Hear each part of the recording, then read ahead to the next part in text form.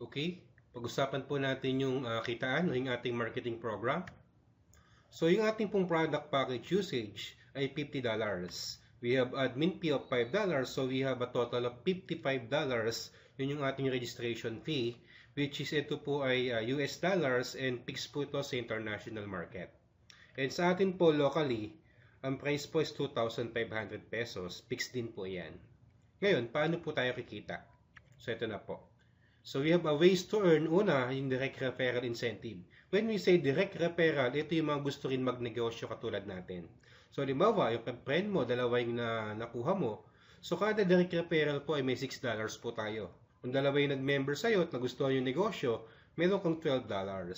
So bukod po dyan, meron pa po tayong additional income. Ito po yung regular match incentive. Yan po ay $6 din. So when we say match, isa sa kaliwa, isa sa kanan, isang pair po yun. So you have additional $6. So you have two members na nag-member. So you have a total of $18.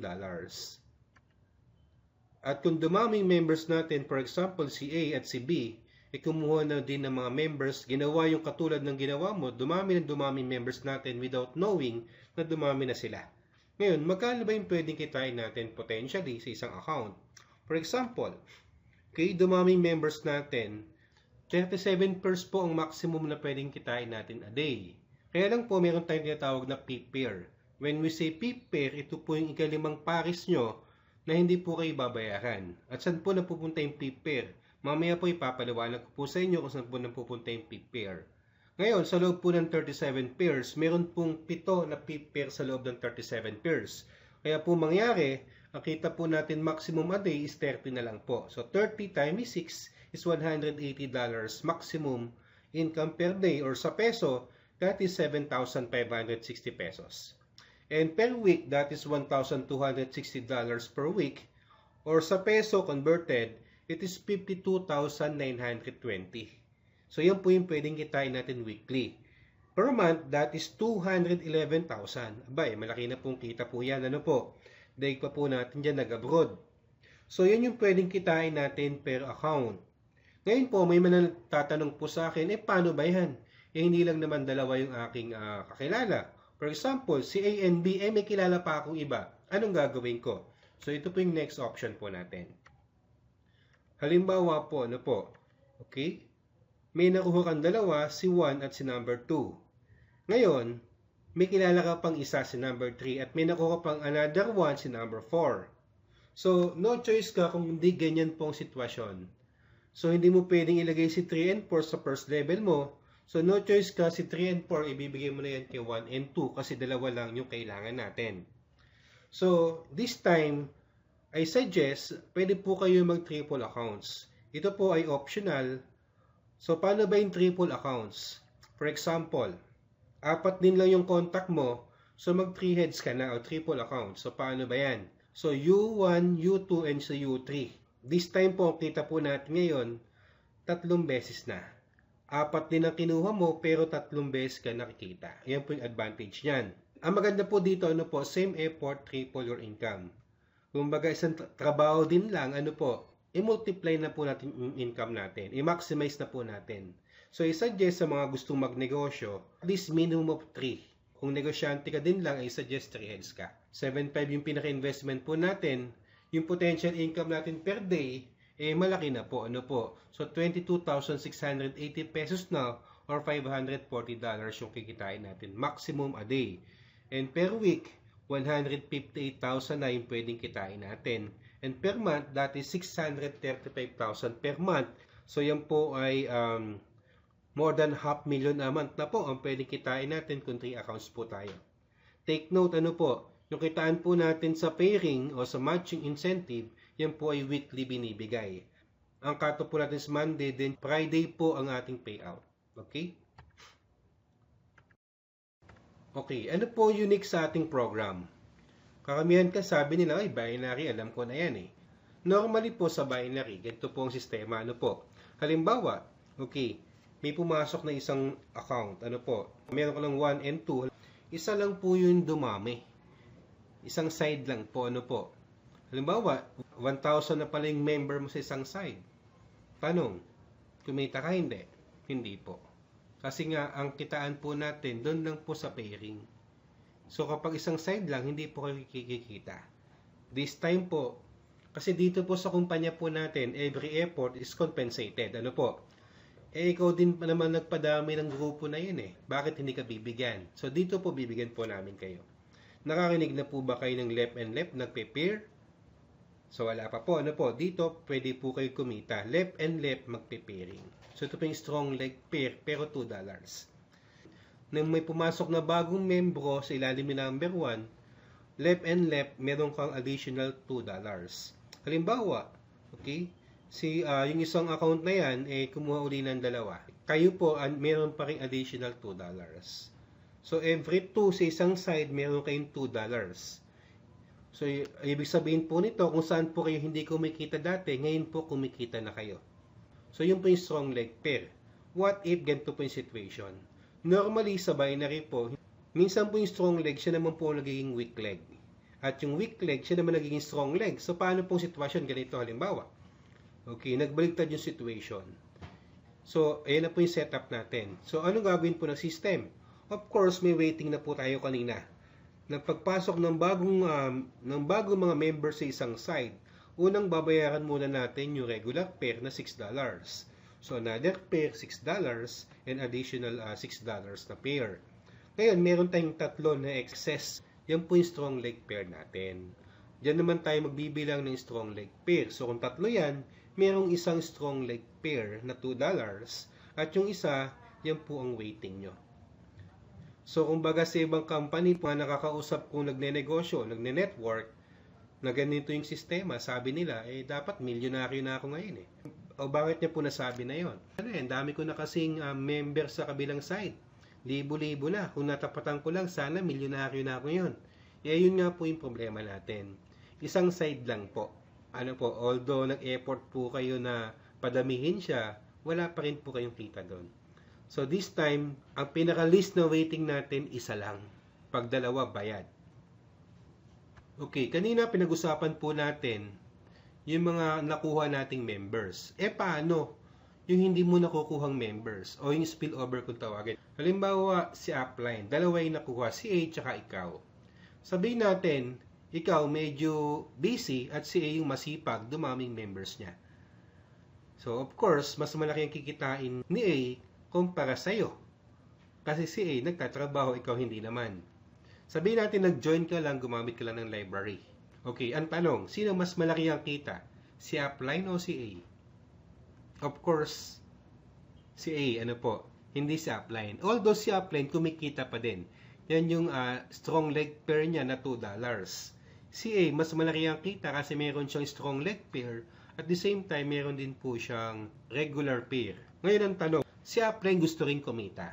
So, anong gagawin ni upline para kumita rin siya? No choice siya kundi lagyan ka ng isang tao sa ilalim mo. Pwedeng pangalan niya o ibang tao. Kasi nga ikaw ay weak leg niya. Para meron siyang regular pair, mas kumita rin siya ng mas malaki, no choice kundi maglagay ng isa sa ilalim mo. So, i-workout niya sigurado yung ilalagay sa ilalim mo kasi nauna kang nag-join eh. Okay? So, ngayon, min-workout ni upline yung tao nilagay sa'yo. Kikita na si upline. Meron na siyang regular pair na $6. Ang tanong, ikaw kaya, may kita wala? Of course, meron pa din. Yan yung strong leg pair na kita mo. Maliit ba yung $2? Actually, malaki na rin yung $2. Kinompute po namin yan. Yung $2 nating strong leg pair, yan po ay limited hanggang 15th level lang. So, nung kinompute namin from 1st to 15th level, magkano yung pwede mong kitain? Malaki din po. So, abot din siya ng $26,000. O sa peso, 1,000,000 din po yan. Ang tanong, may ginawa ka o wala? Meron po. May ginawa po kayo. Hindi sa wala. Kasi nag-join po kayo eh. Hindi lang po kayo nagnegosyo. Nag-join po kayo. Kasi sa company po natin, we value belief. Kasi una po kayong naniwala. Kaya binavalue po namin yun. So, bonus nyo po yan. 1,000,000 di na masama. Sabihin na 20% na lang po yung nakuha po natin hanggang 15th level. So, 20% of 1 million is 200,000 pa din. Kahit nga 10%, 100,000, hindi na masama. So, yun po yung maganda. May benepisyo. So, yun po yung maganda sa unang nagme-membro. Okay, ilang heads ba pwedeng kunin ng isang tao? Kayo pong bahala, ano po, unlimited heads po yan. So ngayon, nabanggit ko po kanina, yung PPAIR, saan ba napupunta yung PPAIR? Sa ibang company po, yung PPAIR, yan po ay safety net na nila, hindi na binibigay sa mga miyembro. Actually, yung PPAIR, malaki po siya, ano po? That is 20% of your income, kinakaltas po sa inyo. Sa ibang company, yung PPAIR, para hindi naman masakit sa mga miyembro, merong product voucher, para naman kahit pa paano, meron kayong makuha sa PPAIR. Pero hindi po yun kasing halaga na dapat yung makuha. Ano po, pampalubag loob po ang tawag doon. Sa atin po, yung PPAIR, ibibigay po natin ito doon sa mga taong nagtatrabaho at masisipag. So, dapat qualified ka para makasama ka sa profit sharing. Okay? So, paano po yan? So, ito po yung global profit sharing. At para ma-qualify ka, kailangan may position ka. Para malaman ng kumpanya na ikaw ay masipag, may position ka. So, paano ba mag-start? Of course, pag nag-start ka sa kumpanya, sa pagnenegosyo, ang tawag sa'yo starter. And to have a position, anong kailangan? Kung lang po kayo ng 10 miyembro o 10 direct, bronze member ka na. At pag bronze ka na, profit sharer ka na. Malaki din po. Ano po ang share ng bronze? 40% po yan. Ibig sabihin, 40% ng totality ng profit sharing. Paghati-hatian nyo, kailang kayong bronze. Malaki po yung 40%. 10 lang kailangan mo, bronze ka na. At para makalamang ka sa mga ibang bronze na membro, sipagan mo lalo. Ang gawin mo lang, kung 10 yung direct mo, tulungan mo maging bronze. Pag nakatatlong bronze ka, silver ka na. Promoted ka na silver. 3 bronze lang kailangan. At yung 40% mo, dadagdagan natin yan ng 12%. Aba, malaki po yan. Ano po? So, you have a total of 52%. So, yun ang pwede mong kitain kapag silver ka. At kapag silver ka naman, didagdagan mo yung bronze mo. Halimbawa, alagaan mo, gawin mo ding silver. Pag naging silver yung 3 bronze mo, gold ka naman. So, eto, ang maganda rito, meron tayong ibang option. Maaaring yung mga member natin, hindi man maging silver, pero yung lahat ng miyembro natin, kung nakasampung bronze na direct member ka, gold ka na. At pag gold ka naman, dadagdagan ka namin ng 8%. So, you have a total of 60%. Ngayon, yung 3 silver mo ay naging gold naman. Pag naging gold yung silver mo, promoted ka as diamond. Plus 5% ka, you have a total of 65%. May ibang option din po yung pagiging diamond. Ano po? Pwedeng 3 gold or 10 silver. Next is platinum. Ano po? Sa platinum naman po, 2 diamond yung kailangan. Kung diamond ka, 2 katulad mo lang ang maging diamond din, promoted mag-platinum member. Dadagdagan ka namin ng 3%, so you have a total of 68%. And lastly, yung ating Hall of Fame. Ang requirement po dyan, isa na lang. Okay? Promoted ka as Hall of Fame. Pansinin nyo po yung promotion natin, ano po? Sa ibang company, habang umaangat po ang posisyon, pahirap po ng pahirap. Sa atin po, padali ho ng padali. Kung papansinin nyo po, from 3, 3, 3, 2, naging isa na lang ang requirement. Sa option natin na 10-10, naging 5 hanggang naging 4 na lang requirement para maging Hall of Fame ka. Hindi na po natin pahirapan na yung pag-angat nyo po ng position. Dagdagan namin 2%, so you have a total of 70%. And maganda sa Hall of Fame, ano po kaya tinawag nating Hall of Fame yan, yung picture mo nasa opisina na. Ano po? Naka-display na. Ito po maganda sa program natin. Pag Hall of Fame ka, hindi ka na ma-demote. Kasi ayaw naman namin mangyari, yung picture mo, pag hindi ka nagsipag, tatanggalin na namin sa opisina, ano po, hindi ka na Hall of Fame. Ayaw naman namin mangyari yun. Kasi nakaambag ka din naman ng malaki sa kumpanya. So pag Hall of Fame ka, o any position sa ating program, lifetime mo na yung hawak. Ano po, walang demotion, kundi puro promotion lang. Yun po yung maganda. Okay? Kung wala pong demotion, at hindi ka na-demote as Hall of Fame or any position, regularly may matatanggap kang profit sharing. Kaya lang, kung isipin po natin, paano yung matatagal na hindi na masipag, sabihin natin na medyo busy na Hall of Fame pa rin, tumatanggap pa din. Para unfair naman sa masisipag. Yan po yung reason kung bakit po kami naglagay ng requirements. Kailangan, para makita na yung masipag po talaga, kasi dapat every effort is compensated. At yung hindi nag-e-effort, compensated pa rin, pero hindi gasing laki na nag-e-effort. Ano po? So may requirements po tayo. We start yung requirements sa silver. Sa silver po, quarterly requirements po natin, ano po? 30 pairs po yung kailangan mo. Every 3 months, 30 po yung kailangan mong pair. Yan po ay group pairs, ano po? Para makuha mo yung silver na profit share mo, kailangan may 30 pairs ka. Sa gold, ang kailangan po 60. Diamond, ang kailangan 90. Sa platinum po, 120. Hall of Fame, 150 pairs. So, malaki na po siya. Ano po? Kasi, pag Hall of Fame ka, malaking grupo na po yung hawak nyo. Kaya 150, maliit lang po talaga yan. Kung papansinin nyo po sa requirements po natin, pansinin nyo po dyan, ano po ba yung position hindi kasali sa requirements? Nag-start saan po ba yung requirements natin? Anong position? Di ba silver? Kamusta yung bronze? Kasali ba yung bronze? Parang hindi kasali, ano po? Totoo pong hindi kasali yung bronze dyan. Ibig sabihin pala niyan, lifetime profit sharer ka. Kahit hindi ka nagtatrabaho, naging bronze ka lang kasi walang requirements eh. Kahit walang production, tuloy-tuloy pa rin ang kita mo. So, para kang stockholder ng kumpanya. Ano po? So, every profit sharing, meron kang share. Yung po maganda sa bronze. Wala po siyang requirements. Okay, ano pa maganda sa program na yan? Sa ibang company, halimbawa, Hall of Fame kasabihin natin. And lahat naman po yan may mga requirements. Ma-meet ng mga members para makuha niya yung profit share niya.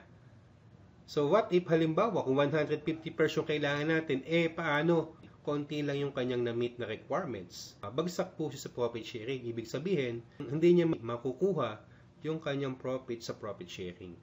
Yun po yung sa ibang company. Sa atin po, good news, ano po? Sabihin natin, 50% ang na-meet mo sa profit sharing. Kung Hall of Fame ka, kung 150 yan, 75 lang na-meet mo. Kalahati na requirements mo yung na-meet mo. Ang gagawin ng company, di kalahati lang din ang supposed to be na income mo ang ibibigay namin sa'yo. Prorated po yung ating computation. Kung 90% ang na-meet mo sa requirement, 90% din po ibibigay namin sa'yo. Okay? So, maliwanag po, ano po? Example po tayo. Halimbawa po, sa buong quarter po, ang na-meet po natin o na-reach po nating pot money is $100,000. At ang nag-qualified, 100. So, paano pamamahagi po ng kumpanya yung $100,000? Sa bronze, ilang percent po yan? 40%. So, 40% of 100,000, that is $40,000.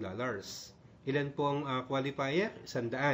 Ibig sabihin, 100 po yung maghahati-hati sa $40,000. So, bawat isa mayroong share na $400. So, yan po yan. Ano po? So, sa peso, kinonvert po namin 16.8, hindi na po masama. Ngayon, kung na-promote ka naman, naging silver ka, that is 12%. 12% of 100,000 is 12,000.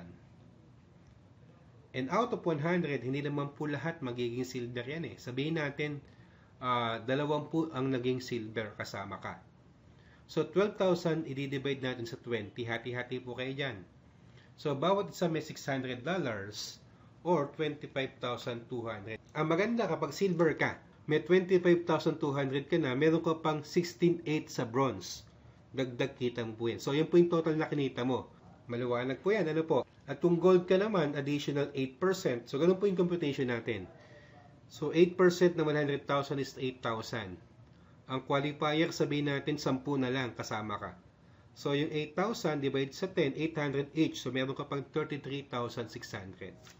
Plus yung silver plus yung bronze. Yun ang total na kinita mo. So, ganun po yung computation. Hanggang ma-reach mo yung pinakadulo, sabihin natin, ikaw yung unang naging Hall of Fame. Although it is 2%, that is $2,000. Solo mo yan. 84,000 pesos din yan. Ano po? Pag Hall of Fame ka, ibig sabihin, kung may 84,000 ka, meron ka ding share sa platinum, diamond, gold, silver, and bronze. Yung 84,000 mo plus 63,000, 42, 33, 25,2, and 16,800. Total, kumita ka ng $6,300 or 264,000 pesos. Yan po yung profit sharing. Okay? Marami po nagagandahan sa ating program. Lalo na nakita po nila makapag bronze pa lang, profit sharer na agad sila. Ang tanong, pwede bang automatic pag nag-member ako, bronze na agad ako? Shortcut ang sabi nila. Pwede naman po. Pwede naman. So, paano ba yan? To be a bronze, para maging bronze ka, ilan po yung kailangan natin? Di ba? 10 yung kailangan natin para maging bronze. Okay? So, ang gagawin natin, bibilihin mo lahat yung 10. So, kumbaga yung investment, may pera ka din lang, mag-bronze ka na, I-suggest. Total, 11 heads yung babayaran po natin. Sa 2.5 times 11, so investment is 27,500 pesos. So, maliit pa rin po yan. 27.5, bronze member ka na, at profit share ka na lifetime.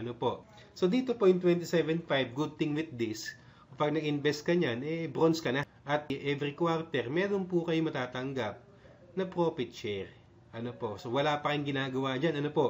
At pag nag-invest ka, automatic, may ROI ka kaagad.